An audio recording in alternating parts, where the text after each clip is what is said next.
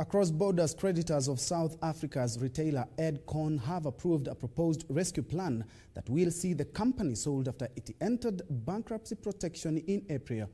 The administrators have already served retrenchment notices to 22,000 workers of Edcon. Here are the details of this and more in our African Business Roundup. The approval to sell South Africa's retailer Edcon was done in a virtual creditors meeting that saw more than 75% in agreement. This paves the way for the administrators to finalize Edcon's sale process by end month to allow time for supplier negotiations and for summer stock to be purchased. About 15 parties have shown interest in the sale, with the selection of the offer expected in early July.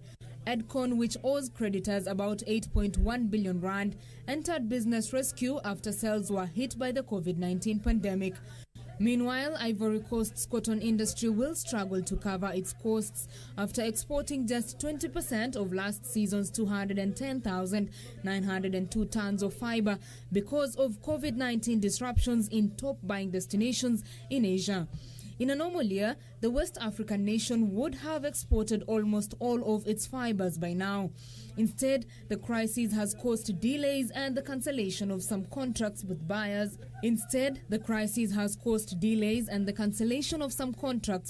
In Pakistan, India and Bangladesh. Global cotton prices have fallen by more than 11% this year after efforts to slow the spread of the novel coronavirus forced clothing shops to close, dented demand, and accelerated a decline triggered by the US-China trade war. Finally, the Tanzanian government plans to spend $426 million in constructing 384 new irrigation systems over the next 5 years. The irrigation projects would be spread in 8 regions, namely Dodoma, Kilimanjaro, Mbeya, Morogoro, Mtwara, Mwanza, Tabora, and Katavi. Tanzania's National Irrigation Commission says the irrigation projects are intended to alleviate the difficulties of the Tanzanian agricultural sector, which accounts for a third of the country's GDP. The investment will have a direct impact on the improvement of food security across the country.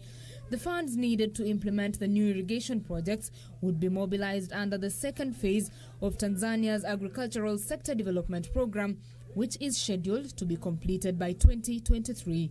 Betty Kiptum, Channel 1 Business.